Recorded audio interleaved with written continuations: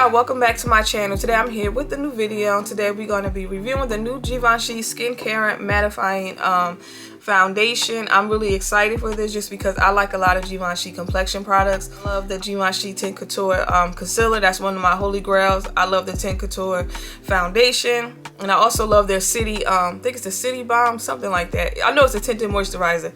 I really love that. They do have a foundation. Actually, it's the one that looks exactly like this. I think it's called Skincare and Glow or something like that. I do not like that foundation. I just feel like it does not work. If you have extremely oily skin, I feel like that's just not going to work for you. But I do know some people like it, but I really feel like your skin is not all that oily if you like that foundation. Maybe you probably combo, but if you are straight up oily, like, that foundation just don't work. Anyway, I'm gonna go over some of the highlights of this foundation, and then we'll get right into this review. This is a skincare infused long-lasting matte foundation that is lightweight and natural while blurring and addressing imperfections up to 24 hours. The coverage is medium, the finish is matte, and this foundation is also waterproof, and it comes in about 35 shades, I believe. They have a nice shade range. I think it's somewhere between 30 and 35 shades. So comes with a pump. This foundation, I picked up the shade N405. I believe in their Skincare and Glow foundation I was shade 405. This matches because I just kind of randomly just picked something just based off the model and based off the description, the neutral undertone. Hopefully this works. I'm gonna do a quick swatch of it. Okay, this is what it looks like swatched on my chest. It actually looked like it might work. Yeah, and I feel like it is giving me like a neutral undertone. But we'll see in a second. Sometimes I'll swatch something on my chest and it look like it might work. And then once I swatch it on my face, it just don't be looking right. So we'll see in a second. Today for primer, I will be using two primers. I'm going to be using a Givenchy mattifying primer. I'm just going to put that in my T-zone area, and then I'm going to use the Smashbox Photo Finish for the other areas of my face.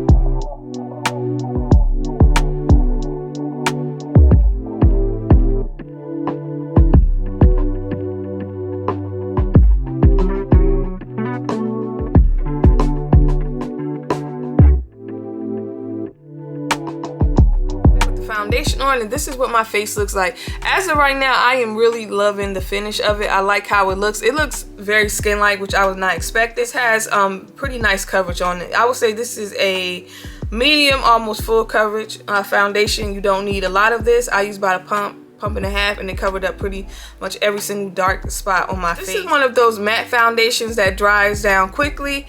So I would say when applying this foundation, I would definitely apply it to one side of my face, blend it out before going over to the next side, because you can kind of have a hard time blending this out. I did go in with this priming water just because it is a mist and it left my face kind of damp before applying the foundation, and even with that, I still kind of have a little tough time blending it out. So I would say definitely apply it to one side of your face before moving to the other side, especially if you're using a brush. Now, if you're using a damp sponge, you might have a different outcome, but this does dry down quick. I did want to mention that. So I do feel like N405 was a pretty good shade match. Like, I really love the finish, love the coverage, I love how it looks. This is matte, but it looks very skin-like at the same time. This is not heavy on my face, and so far it's not looking cakey. Like, I really like how this looks. So of course I'm going to wear this for a few hours, and then I'll be back to give y'all my final thoughts of this foundation. Okay, y'all, I'm back after having this foundation on for about 8 hours. This is what my face looks like. As you see, I am shiny. My oils are starting to break through, but outside of that, I really do like this foundation. I feel like this is a nice foundation. I like how it held up. I like how it wore throughout the day. It looked like skin. Even now, at the end of the day, it really does look like skin. I did have a mask on for a few hours today, and when I took my mask off, I did notice that this foundation did transfer a lot, and I also did get some foundation on my shirt. So this is is not a foundation that is transfer proof, which I don't even think it claimed to be, but I'm just letting you guys know that this does transfer. And also throughout the day, I was constantly checking in the mirror just to see how it looked. Did it settle into any pores on my face, any fine lines? And it has not. Myself, and you really didn't care for the Skincare and Glow Foundation by Givenchy, I think you would really like this. You probably would like this a lot, especially if you have oily skin. I did want to mention that this claims to be a matte foundation. When I first applied it to my face and it was drying down, I did feel like it dried matte, but as the day went on, I do feel like this leans more towards like a natural finish. And also, I do feel like this foundation is pretty much the Givenchy Tint Couture. Now, this one claims to have more of a natural finish, which I feel like at the end of the day, I pretty much got the same finish that this one gives me. This foundation really did the same thing that this one did. So, in my opinion, if you have the Givenchy Tint Couture Everywhere foundation, I don't really feel like you need to go out and rush to get this, because this, I feel like, is literally the same thing. The reason why I wanted to mention that I feel like these are the same thing. Now, in this particular foundation, the shade range isn't all that great. The undertone isn't that great. So if you had your eye on this and just always felt like, okay, I'm never going to find a shade, definitely pick this up, because it's pretty much the same thing. This has, what, 35 or 36 shades, and this, like I said, the shade range is very poor. With this one, I think it's maybe about 20 shades. So again, if this is something you just been wanting to try out, pick this up. It's pretty much the same thing. And also, if you have this already and you like it, I don't really feel like you need to rush out to get this. So I just wanted to mention that, because I do know somebody is going to ask me at some point, which one do I like, which one would I recommend. They pretty much the same. I did want to mention, just in case if somebody asks and I don't have it linked below, today I did use the Givenchy Tint Couture Everywhere Concealer, and I used the shade 40, and I did use the Prism Powder and the shade number 5. Scale of 1 to 10, what would I rate this? I will give this a 10, and I'm pretty sure you guys knew that already.